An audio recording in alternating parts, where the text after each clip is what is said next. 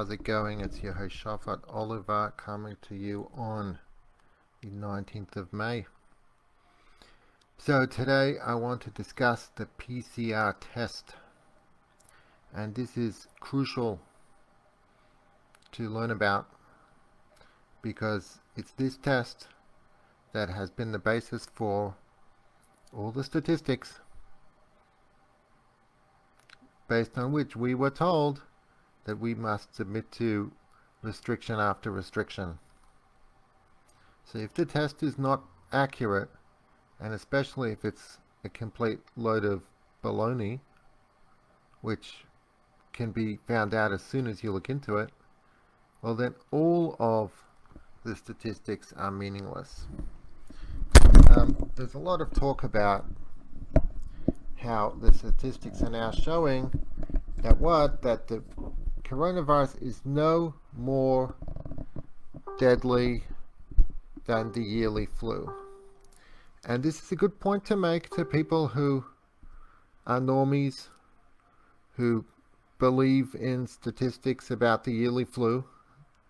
But from the research that I've done, the statistics about the yearly flu are grossly incorrect, grossly overstated. Far fewer people actually die of the yearly flu, and there's a lot of misreporting, agenda-driven falsehood with regard to that.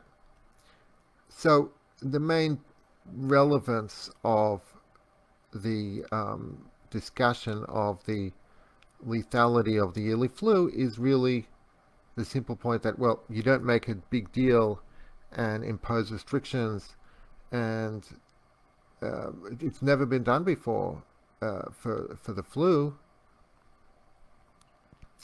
So if the numbers are the same for COVID-19 or not significantly higher, then we should also not impose restrictions for COVID-19. And that's a good point, but it presumes something that is really not even true, which is that the death rate for the yearly flu is that high. But if you're talking to someone who you're not going to get into that topic with him, you simply want to point out that his fears are driven by fear and this false impression that there's an extremely large number of people dying or at risk of dying from COVID-19, then that's a good point to make so that he can have a point of comparison to convince him that these measures, the lockdown and the masks and so on, are all unwarranted, because basically, just like we make a calculated risk every year, and vast majority of people who get the flu don't die from it, but some people do die from it, but it's still a very small percentage of the population. That turns out to be a lot of people if you have a very large population. So the same principle applies to this supposed new disease, that if it's a very small percentage of the population, even if it turns out to be a lot of people, we should not take any different measures from last year, because it's not fundamentally the same as the flu. But really, there's a much more important issue and a more truth-based issue to discuss to those people who are ready to listen to this point, which they may not be. But I guess if they got past the first step, which is admitting that the reported death rate of COVID-19 is not significantly different from the reported death rate of the seasonal flu, if they got past that point, then you can bring up the next point, which is that the PCR test is faulty. And the consequences of this are just incredible if you just think about it. If the test is faulty, then the results are faulty. If the results are faulty, then the claim that we're living in a pandemic, we must be in a state of alarm and vigilance, and we must take action to protect ourselves, that's also all baseless. All the models are invalid. The models are based on the tests. Well, I mean, anyway, models are extremely unscientific tools and should not be used as some kind of as being viewed as scientific. But even if that would be true, even if the tests were accurate, but certainly now that we can establish that the tests are not accurate, so all the more so, the models are completely pointless, and the measures are pointless. So, let's talk about the PCR test. How does it work? I'm not a scientist. I'm not such a science guy, but I can basically figure out that, okay, it was invented by the American biochemist Kary Mullis in 1983. He was awarded a Nobel Prize in the field of chemistry for this invention 10 years later. How does the test work? A DNA polymerase is an enzyme that polymerizes new DNA strands.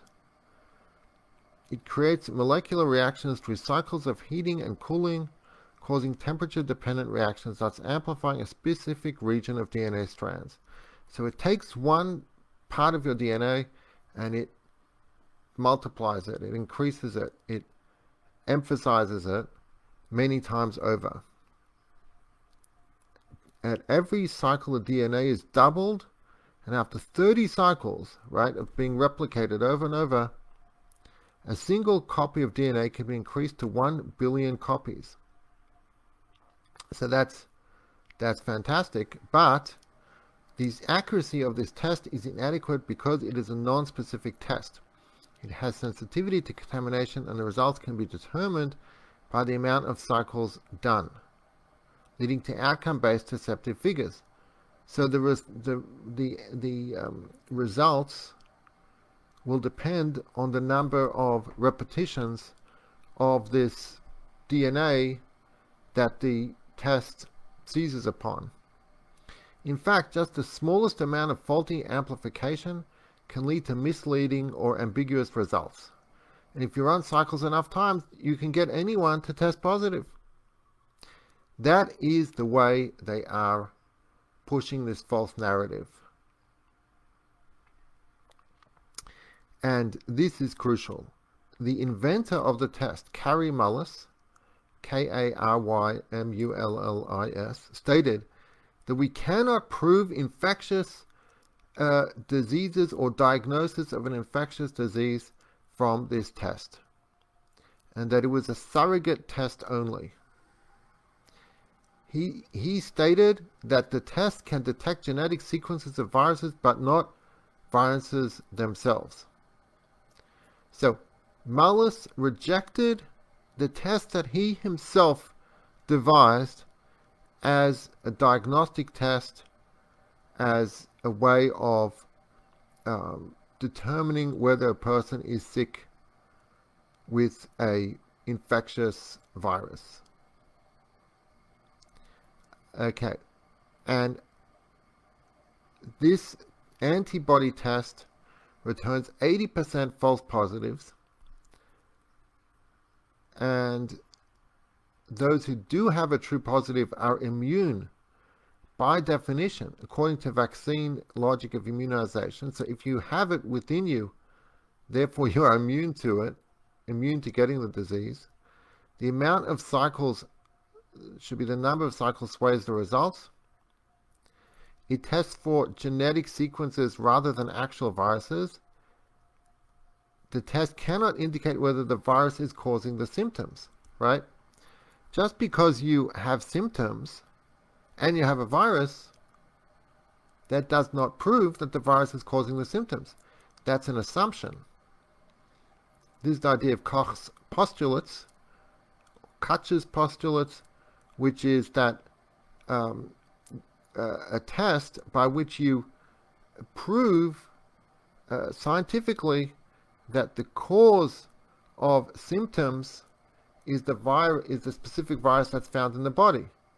In other words, the fact that both A and B exist doesn't mean that A is causing B.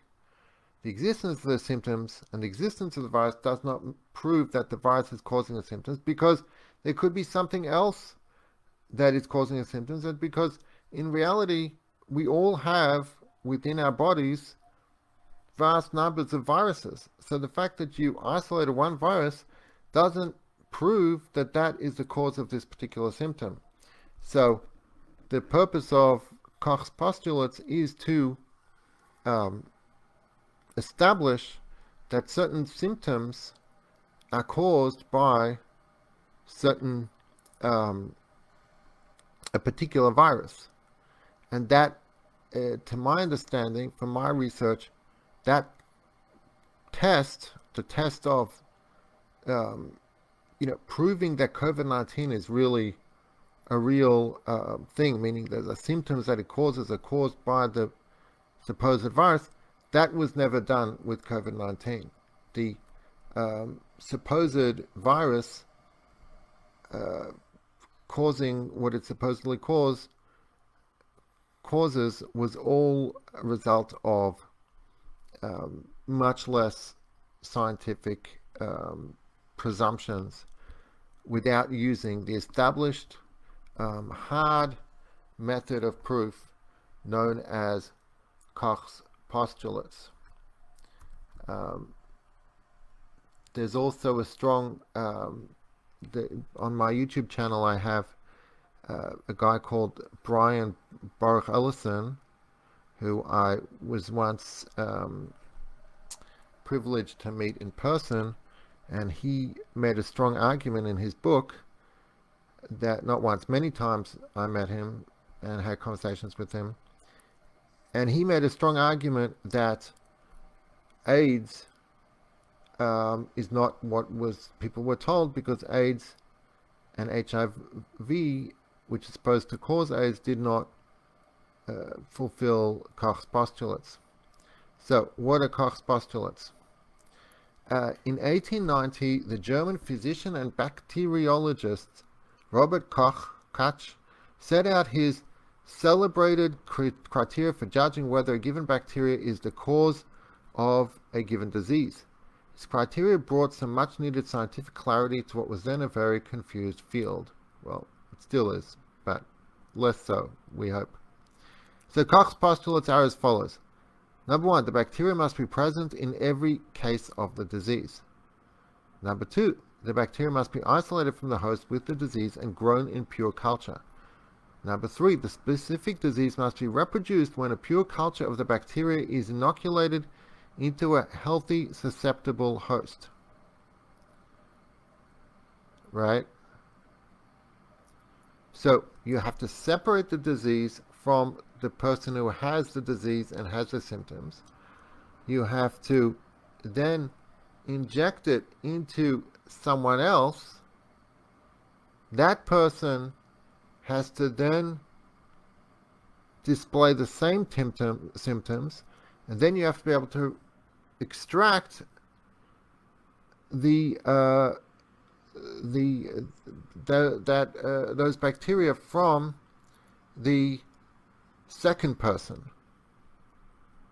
And this is what he determined, that this is a true scientific method of establishing causality. In any case, you can research this and learn much better explanations of it than I'm giving here. I'm simply pointing it out. I think we should educate ourselves on these matters because they are crucial. So to getting back to the PCR test. So the test is really a faulty test. This is the main point. Its inventor said that it should not be used to test for the existence, of whether the person has a virus, and therefore the fact that it is being pushed on us proves that there is an agenda to convince people that they are sick, to promote the narrative of COVID-19, and the slogan is testing, testing, testing. Because the more people they test, the more people test positive, the more they can jack up the infection rate,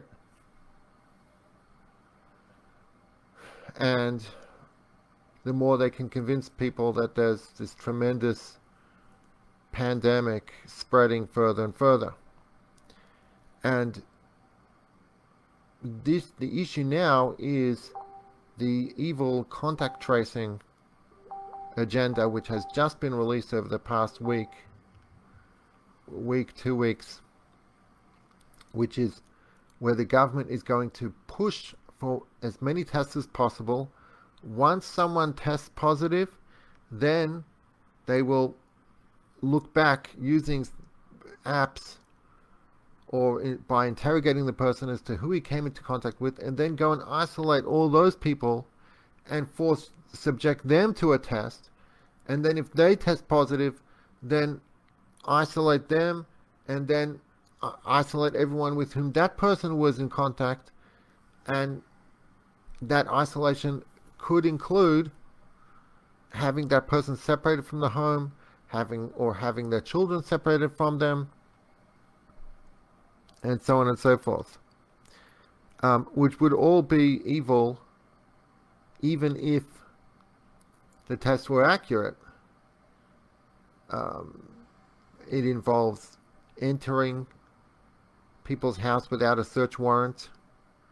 That would be the case if they test positive, and the contact tracers, this Gestapo army, if they enter their house and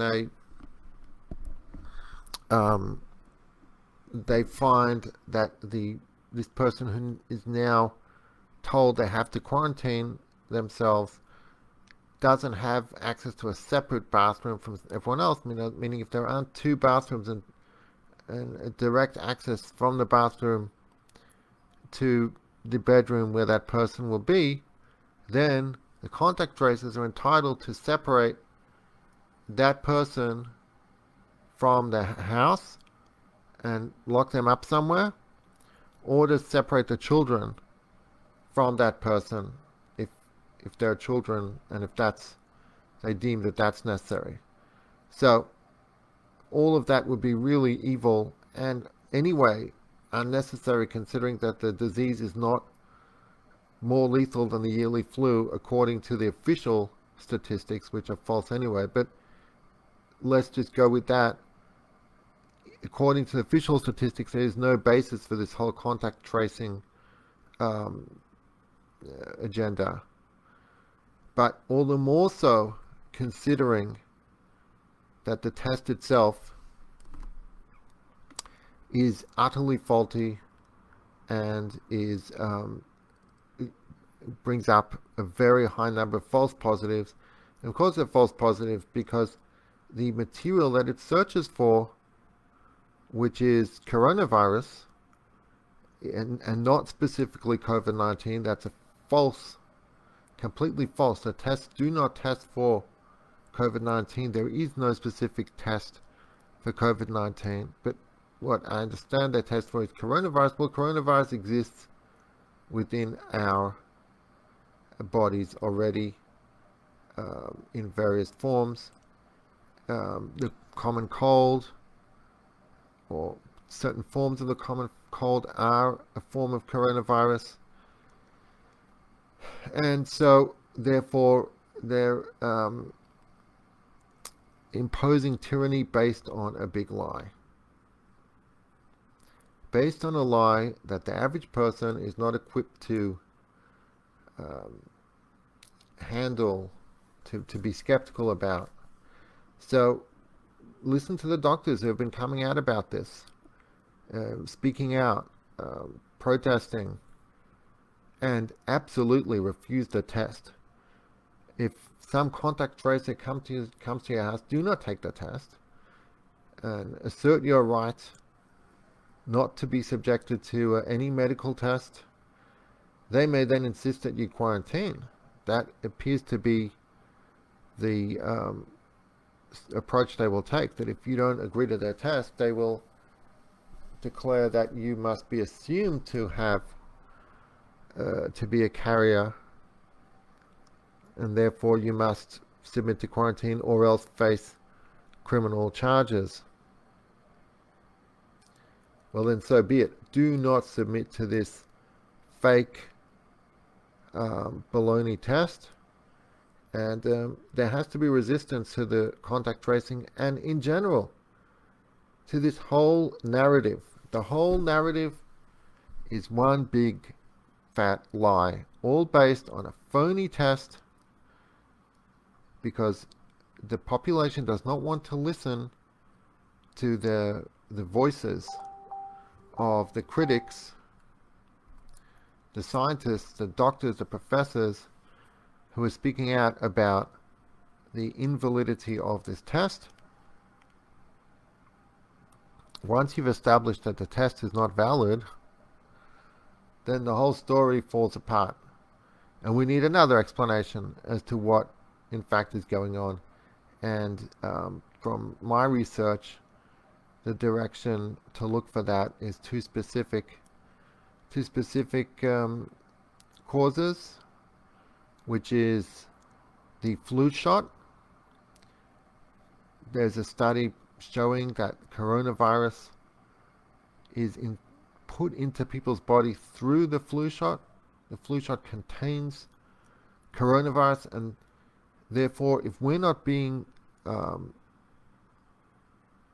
shown a study of whether there's a correlation between the people who test positive for coronavirus or have symptoms supposedly of coronavirus and those who got the flu shot, well then we're not getting all the facts. That's a test. That's a study that they don't want to do. That's one angle of the cause for coronavirus, COVID-19-like symptoms that is happening. And this is one reasonable explanation for what went on in China. There was a mandatory flu shot for adults in Wuhan before the supposed breakout there. And also in Italy, there was a new experimental flu shot that had been widely distributed there earlier, a month earlier, I understand. And so too in New York. It should be investigated. The flu shot is definitely widely distributed there. That's one big angle to pursue, which is a much more likely suspect. And the other one is, of course, 5G. The 5G system that is now being rolled out throughout the world is documented to cause flu-like symptoms. And what Dr. Kyle Seidel, who reported that the symptoms of COVID-19 are different from anything he's ever seen before, this shortness of breath as if they were on a high mountain and couldn't breathe properly. He said that this was nothing he had ever observed, and these symptoms are similar to what is described as being caused by the new or the it's not a new technology, but the new 5G system that is being deployed throughout the world rapidly, it causes difficulty to breathe, a lack of oxygen to a person. So that is a secondary or a second very legitimate line of research to explain this phenomenon. There could also be a combination of these two factors, that if you have both COVID-19 and it's in a place where the 5G system has been activated, that then the person is all the more likely to display the supposed symptoms of COVID-19. These are all things to investigate. It's certainly quite believable that the government would attack us with multiple strategies in order to promote the narrative that they want us to buy, which is that there's a boogeyman virus here, there, and everywhere, which somehow spreads so rapidly. I mean, another point with the test being faulty is that people tested positive in isolated places where, so like all of a sudden in the middle of nowhere, someone is testing positive for COVID-19. How did COVID-19 even get to them that fast when it had not been reported to be spreading widely anywhere? And suddenly it's just popping up in a completely different place. That's another indication of the faultiness of the test. So spread this message. If the test is faulty, then the results are faulty. If the results are faulty, then the pandemic is a big lie. And a few more quotes here. Dr. David Raznick, biochemist, testified that I'm skeptical that a PCR test is ever true. And David Crow, Canadian researcher, testified that if you are PCR testing asymptomatic people, up to 80% of positives could be false positive. Up to 80% could be positive. So there's an 80% false positive rate in asymptomatic people. So there's also, this issue is also very much connected with this whole claim that COVID-19 can be spread asymptomatically, meaning you don't even know you have it and you're not even displaying any signs of sickness, and the disease is incubating and growing inside you until finally you start getting sick. But in the meantime, you're infecting people. Well, if you test, if you have false positives of asymptomatic people, meaning just normally healthy people have false positives, that means they were not sick. Well, then what that means is that this whole narrative of being false positive, of being spreading asymptomatically, I think that's what it means, is a very questionable narrative. This is a big question on that narrative. The reason that all these people who are not displaying symptoms are testing positive is that they're false positives. Is all aside from the fact that the death rate is extremely low, even according to the official story, and does not warrant any measures different from last year. If last year you weren't worried about it, even if you're immunocompromised and elderly, you shouldn't worry about it this year, because even according to the official numbers, it's no different this year from last year. There's no dramatically more lethal disease that is affecting the world. But all the more so, considering that these numbers are all based on a big lie. Let's expose this lie. Let's not tolerate lies. Let's not play along with lies. Anyone you know who will listen to you, tell them to look into this for themselves. Don't take your word for it. Don't take, oh, it's some wacky conspiracy guy. No, look into it yourself. Read what the inventor of the test himself said. You can't get better than that. And understand that if the government is pushing this test on people and pushing the slogan testing,